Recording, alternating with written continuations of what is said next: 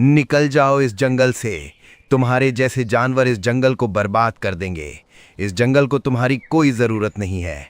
मुझे जंगल से निकाल तो रहे हो, मगर मेरी बात याद रखना, जल्द ही वो इस जंगल में आएगा और पूरे जंगल को खत्म कर देगा। खूनी लकड़बग्घे की दहशत। अरे अरे, बहुत रात हो गई है। अब तक मुझे घर पहुंच जाना चाहिए था, मगर न जाने कैसे देर हो गई। खैर, अब घर जाना ही होगा जैसे तैसे। भेड़िया चला ही जा रहा था, मगर उसे मालूम नहीं था उसके पीछे भी कोई चल रहा है। झाड़ियों के लगातार आवाज से भेड़िया थोड़ा रुका और पीछे मुड़ा। कौन है? झाड़ियों में कोई है क्या? मेरी आवाज सुनाई दे रही है? कोई है? मगर कोई आवाज नहीं आई। वो फिर दोबारा चलने लगा, मगर वो परछाई उसके पीछे पीछे ही चल रही थी।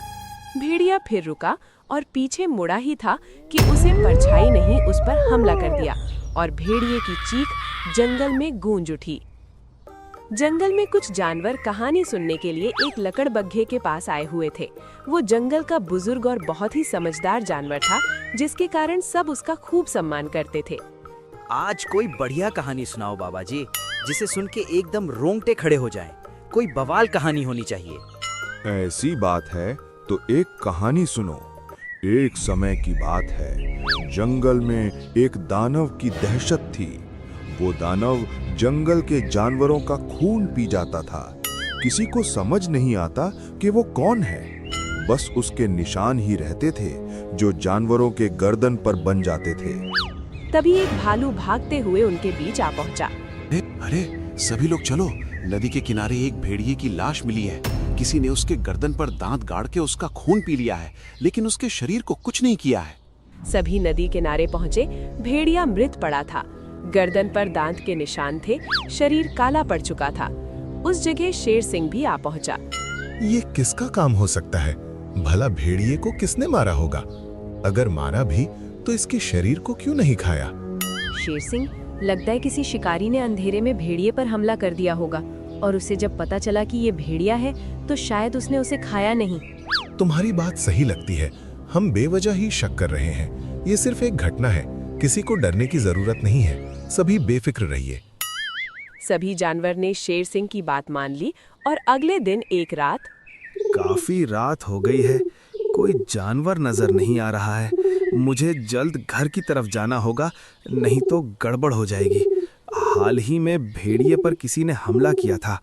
हिरन जल्दी जल्दी चलने लगा, मगर उसके पीछे वही परछाई चल रही थी। हिरन को इसका आभास हो गया था। वो और तेजी से चलने लगा। तभी अचानक सामने से किसी ने उस पर हमला कर दिया और उसकी गूंज जंगल में गूंज उठी। सबने वो आवाज सुनी और अगले दिन। ये क्या हो रहा है? जंगल में दो जानवरों का शिकार किया गया है, मगर दोनों जानवरों को खाया ही नहीं गया, सिर्फ दांत गड़ाए गए हैं। आखिर ये सब कौन कर रहा है? ये सामान्य नहीं है। जिस तरह भेड़िए को मारा गया है, उसी तरह इस हिरन को भी मारा गया है। सभी प्राणियों से निवेदन है कि रात में कोई घर के बाहर ना निकले, अकेले ना घूमे, और कोई अनजान मिले तो मुझे बताएं। शेर सिंह के कहने पर सभी जानवर रात में घर में रहने लगे। बहुत कम जानवर ही घर से बाहर निकलते, जिसके कारण कोई ना कोई जानवर उस परछाई का शिकार हो रहा था, जिससे शेर सिंह बुरी तरह परेशान हो गया था। लोमड़ी, आज रात हम नजर रखेंगे। आखिर कौन जानवर है जो हमला कर रहा है? मुझे आज उसे देखना ही है। वो कौन है? आज रात तुम तैयार रहना। दोनों जंगल में एक झाड़ी में दुबके हुए थे। शेर सिंह बहुत डरा हुआ था, वहीं लोमड़ी सतर्क थी। राम राम राम। लोमड़ी, एक बार फिर सोच लो। यहाँ आने का कोई मतलब नहीं बनता। ये काम हम किसी और जानवर से करा लेंगे। अभी के लिए यहाँ से चलते हैं। आप एक नंबर के फट्टू हैं। आप जंगल के राजा हैं। राजा वाला जिगरा भी रखिए। थोड़ी देर छुपकर देखते हैं, जरूर कोई ना कोई आएगा। वहीं दूसरी तरफ झाड़ियों में गधा प्रसाद भी छुपा हुआ था। उसकी नजर शेर सिंह और लोमड़ी पर चली गई थी। अरे वाह, शेर सिंह को हमारी कितनी चिंता है। उस राक्षस को पकड़ने के लिए खुद आए हैं। तभी जंगल में एक गुर्राहट आई। तीनों सतर्क हो गए। उनके सामने से एक लकड़बग्घा गुजर रहा था। देखने में बहुत ही भयानक लग रहा था, मानो वो किसी का भी शिकार कर सकता है। तीनों उसका पीछा करने लगे, लेकिन तब तक लकड़बग्घे ने किसी का शिकार कर लिया था, जिससे वो और भयानक दिखाई दे रहा था। तभी उसने पीछे मुड़कर शेर की तरफ देखा। उसे देखकर दोनों बहुत डर गए। महाराज भागिए भागिए। मगर शेर सिंह लकड़बग्घे को देखकर बेहोश हो गया था। लोमड़ी ने ये देखा तो उसने शेर सिंह को छोड़कर दौड़ लगा दी, मगर गधा रुका रहा। लकड़बग्घा उठा और आगे चलने लगा। पीछे पीछे गधा भी जाने लगा। एक जगह दोनों रुक गए और एक सियार लकड़बग्घे के पास आया और कुछ मांस के टुकड़े दिए और बात करने लगा। ये सियार से क्या बात कर रहा है और ये लकड़बग्घा आखिर इस पर हमला क्यों नहीं कर रहा है? एक मिनट, इस सियार को मैंने कहीं तो देखा है। मैंने इसके बारे में कोई तो कुछ सुना था। तभी लकड़बग्घा और सियार वहाँ से चले जाते हैं और अगले दिन गधा कुछ सबूत जुटाने शेर सिंह के पास जाता है। क्या हुआ शेर सिंह, तुम्हारी तबीयत ठीक नहीं लग रही है? कुछ ऐसा वैसा नहीं तो देख लिया? अरे नहीं नहीं, मुझे बस थोड़ा बुखार हो गया है। तुम बताओ यहाँ क्या करने आए हो? कुछ काम था क्या? कुछ खास नहीं, मुझे आपसे एक बात जाननी थी। क्या कभी इस जंगल में सियार रहता था? क्या कभी सियार और लकड़बग्घे की में दोस्ती की कहानी थी? हाँ, इस जंगल में करीब 10 साल पहले 2 दोस्त रहते थे। सियार और आज जो तुम्हें कहानी सुनाता है वो लकड़बग्घा में दोस्ती थी। दोनों जंगल को कहानी सुनाते थे, लेकिन सियार की कहानियां किसी को पसंद नहीं आती थी। अच्छा, फिर ऐसा क्या हुआ कि आज लकड़बग्घा अकेला रहता है? मुझे अच्छे से याद नहीं है, लेकिन इतना याद है कि उसने जंगल छोड़ दिया और जंगल छोड़ते हुए उसने कहा था कि जंगल में खूनी लकड़बग्घा आएगा जो किसी को नहीं छोड़ेगा। लेकिन मुझे लगता है कि सियार सच कर रहा था। कल मैंने एक लकड़बग्घे को रात में घूमते देखा। बहुत ही खतरनाक दिखाई दे रहा था। मुझे तो उस पर शक है। अच्छा, तो फिर उस लकड़बग्घे को पकड़ना चाहिए ताकि वो किसी पर हमला ना कर सके। लेकिन तुम बाहर मत निकलो, ये काम बहादुरों का है, तुम्हें खतरा हो सकता है। नहीं, बिना सबूत के किसी पर इल्जाम नहीं लगाया जा सकता शेर सिंह। मेरी एक राय है, आप जंगल में ऐलान कर दीजिए कि वो राक्षस लकड़बग्घे जैसा दिखाई देता है। जो भी इस राक्षस को देखे तुरंत सूचना दी जाए ताकि बाकी जान बचाई जा सके। शेर सिंह ने ऐसा ही ऐलान करवा दिया, जिससे सभी जानवर बूढ़े लकड़बग्घे पर ही शक करने लगे, जिसकी वजह से अब उसके पास कोई कहानी सुनने नहीं जाता था। मैंने ऐलान कर दिया है, अब कोई लकड़बग्घे के पास कहानी सुनने नहीं जाता। अब क्या करना चाहिए? आज रात आप उस पर नजर रखिए। वो किस किस पर हमला करता है और क्या क्या खाता है और किससे मिलता है। रात हुई और शेर सिंह लकड़बग्घे पर नजर रख रहा था। उधर गधा भी सियार के ऊपर नजर टिकाए बैठा था। आज तो जान कर रहूंगा कि ये सियार और लकड़बग्घे की क्या चाल है। आखिर दोनों उस रात क्या बात कर रहे थे? राम राम राम राम, होशियारी मारकर बहुत बड़ी गलती कर दी। न जाने ये लकड़बग्घा कब दानव बन जाए और कब हमला कर दे। क्या भरोसा, मुझे चौकन्ना रहना चाहिए। तभी लकड़बग्घे ने कुछ खाना खाया। उसे खाते ही लकड़बग्घे का स्वभाव बदल गया। वो जोर जोर से आवाज निकालने लगा और उसने मुड़कर शेर सिंह की तरफ देखा और झपट पड़ा। मारे डर से शेर सिंह भाग खड़ा हुआ। आगे आगे शेर सिंह और पीछे पीछे लकड़बग्घा। काफी देर से चल रहा हूँ। सियार ने कोई ऐसी गलती नहीं की जिससे ये पता चल जाए कि आखिर ये दोनों ये सब क्यों और कैसे करवा रहे हैं। आखिर इनका मकसद क्या है? काफी देर गुजर गए मगर कुछ हुआ ही नहीं। सियार आराम से जंगल के बाहर चला गया।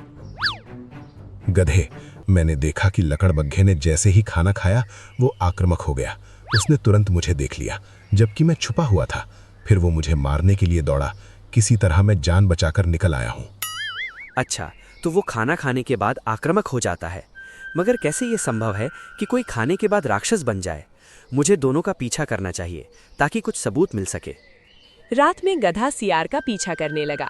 उसने देखा कि सियार गांव के एक इलाके में जा रहा है जहां कुछ कचरा कूड़ा गिरा हुआ है। वहां से उसने नीली थैली उठाई और वापस आ गया। ये आखिर करना क्या चाहता है? थोड़ा और पूछा करता हूँ। सियार चुपके से लकड़बग्घे की गुफा में जाता है और वो नीली थैली में जो रसायन है उसे डाल देता है और आराम से बाहर आ जाता है। आखिर उस रसायन में आखिर है क्या? वो क्या मिला रहा है? कहीं वही रसायन लकड़बग्घे को राक्षस तो नहीं बनाता? तभी लकड़बग्घा गुफा में आता है और अपना खाना खाता है जिसमें वही रसायन मिला हुआ था। फिर उसके बाद उसका हाव भाव बदल जाता है। वो भयानक दिखाई देता है और गुफा से बाहर निकल जाता है। अच्छा, तो इसके पीछे इस सियार का हाथ है। बहुत ही धूर्त सियार है। बेचारे लकड़बग्घे को बदनाम करने की कोशिश कर रहा है। कुछ न कुछ करना चाहिए ताकि उसका पर्दाफाश किया जा सके। अगले दिन सियार फिर कूड़े के पास जाता है और वही थैली लेकर आता है और लकड़बग्घे के खाने में मिला देता है। कुछ देर बाद लकड़बग्घा आता है और वो खाना खाता है। फिर उसका हाव भाव बदलने लगता है और भागते हुए गुफा से बाहर निकल जाता है।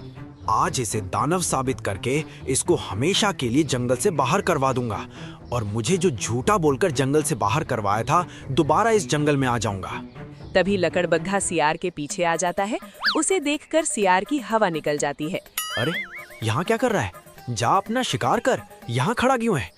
अरे जा जा, तुझे और काम के लिए बनाया है, यहाँ रुक कर क्या कर रहा है? चल भाग यहाँ से राक्षस लकड़बग्घा। लेकिन लकड़बग्घा सियार पर झपट पड़ता है और सियार डर के मारे भागने लगता है। आगे आगे सियार और पीछे पीछे लकड़बग्घा। वो भागते भागते जानवरों के समूहों के पास जा पहुंचता है। दोस्तों मेरी जान बचाओ, राक्षस लकड़बग्घा मेरे पीछे पड़ा हुआ है, वो मुझे मारना चाहता है। दोस्तों मुझे बचाओ। क्या बकवास कर रहे हो? लकड़बग्घा तो बहुत शरीफ जानवर है, वो हमें कहानियां सुनाता रहता है। भला वो तुम पर हमला क्यों करेगा? मेरा यकीन करो भाई, वो दवाई पीने के बाद राक्षस हो जाता है। इसे किसी चीज की समझ नहीं रहती, वो खूनी लकड़बग्घा बन जाता है। दवाई? कैसी दवाई? तुम्हें कैसे पता कि वो दवाई पीकर राक्षस बन जाता है? तुम हमसे क्या छुपा रहे हो? साफ साफ बताओ, वरना हम लकड़बग्घे से तुम्हें नहीं बचाएंगे।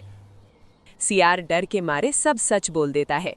मैं हर रात उसके खाने में एक नशीला नीला रसायन डालता था, जिसकी वजह से वो कोई भी जानवर कुछ देर के लिए पागल हो जाता है। उसे तुरंत जो भी बोला जाए वो भी करता है। फिर नशे का प्रभाव कम होने पर वो सामान्य हो जाता है और इसे कुछ भी याद नहीं रहता। मगर तुमने ये सब क्यों किया? आखिर ये सब करने की वजह क्या थी? तुम तो एक समय में लकड़बग्घे के खास दोस्त थे, तो तुमने ये सब क्यों किया?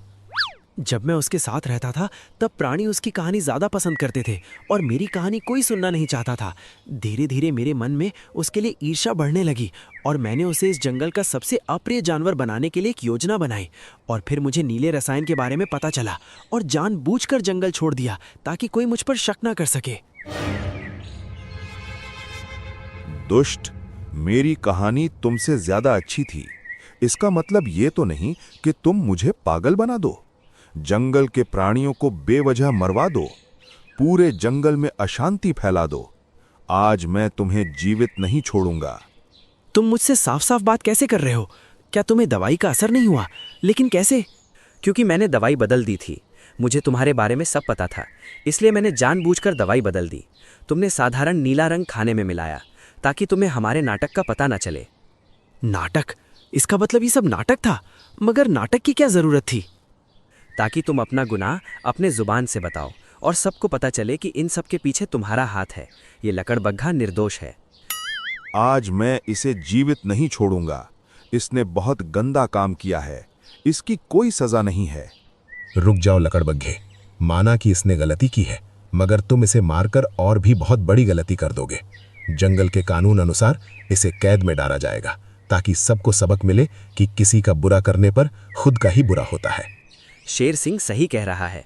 हमें नियम का पालन करना चाहिए, सियार को कैद में डालना चाहिए और हमें इस बात को भी मानना चाहिए कि बिना जांचे परखे किसी भी चीज पर विश्वास नहीं करना चाहिए। बिना जांचे परखे किसी भी चीज पर विश्वास नहीं करना चाहिए और ईर्ष्या में आकर किसी का बुरा करने वाले का अंत हमेशा बुरा ही होता है।